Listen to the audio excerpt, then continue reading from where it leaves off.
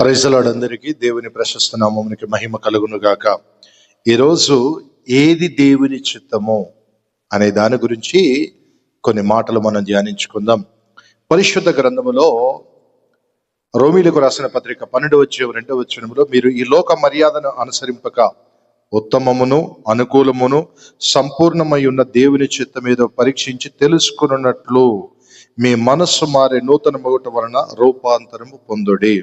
చూడండి, ఈ లోక మర్యాదలను అనుసరింపక ఉత్తమమును అనుకూలమును సంపూర్ణమైన దేవుని చిత్తమేదో పరీక్షించుకున్నట్లు మీ మనస్సు మారి నూతన పరచబడటం వలన, ప్రైజ్ ది లార్డ్, మన మనస్సు మారి నూతన పరచబడటం వలన మాత్రమే దేవుని చిత్తమేదో తెలుస్తుంది, లోక మర్యాదలను అనుసరించటం వలన కాదు.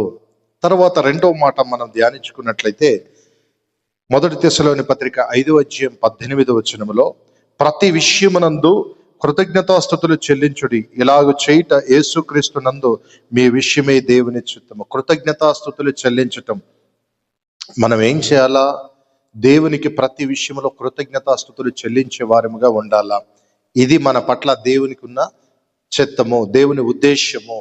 కనుక మనం ప్రతిరోజు దేవుని కృతజ్ఞతాస్తుతులు చెల్లించాలి. చాలా మంది ఏం చేస్తారంటే ఎప్పుడు చూడు వాళ్ళ బాధలు, ఇరుకులు, ఇబ్బందులు, సమస్యల గురించి చెప్తారు, కానీ స్తుతించేవారు ఒక్కరు కూడా పొరపాటున ఉండరు.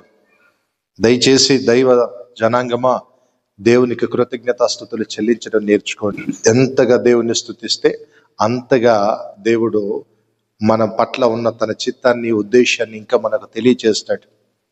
అర్థమవుతుందా? బైబిల్ గ్రంథములో దేవుణ్ణి అత్యధికంగా స్తుతించిన వాళ్ళు పరిశుద్ధ గ్రంథములో చూసినట్లయితే దేవదూతలట ఎక్కువగా. పరిశుద్ధుడు, ఏషియా గ్రంథం 6వ ఉంటది, పరిశుద్ధుడు పరిశుద్ధుడు పరిశుద్ధుడు అని ఎక్కువగా బహుగా ఆరాధించేవారట. అయితే వారికంటే ఎక్కువగా మనం స్తుతించాలి అని చెప్పి తన పోలిక చొప్పున మనల్ని దేవుడు పుట్టించుకున్నాడు.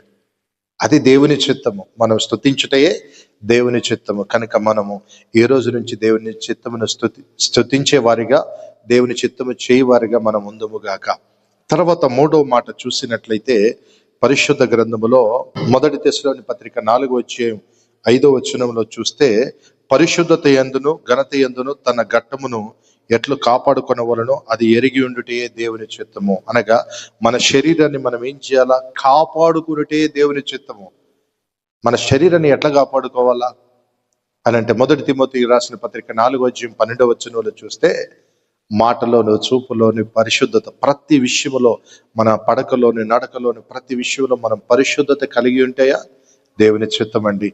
మనం ప్రతి విషయంలో మన శరీరాన్ని కాపాడుకున్నట్టే దేవుని చిత్తము. తర్వాత చివరిగా చూడండి, మొదటి పేతురు పత్రిక 2:15 బాధ్యత కలిగి, అనగా ఎలాగనగా మీరిట్లో యుక్త ప్రవర్తన గలవారి అజ్ఞానంగా మాట్లాడక మూర్ఖుల నోరు మూయుట దేవుని చిత్తం. చూడండి, బాధ్యత కలిగి ఉండుటే దేవుని చిత్తము అంటే మూర్ఖుల నోరు మూయించుటే దేవుని చిత్తము. అనగా నువ్వు బాధ్యతగా ప్రవర్తించడమే దేవుని చిత్తము.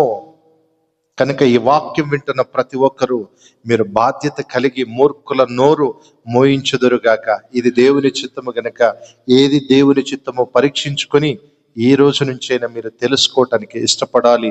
ఈ వాక్యం వింటున్న ప్రతి ఒక్కరూ ఈ యొక్క మాటలను అనుసరించి ఆ మాట ప్రకారము దేవుని చిత్తము, సంపూర్ణ దేవుని చిత్తం ఏదో చేయుదురుగాక. మన పట్ల దేవునికి ఉన్న ప్రణాళికను మీరు నెరవేర్చుదురుగాక. ఆమేన్.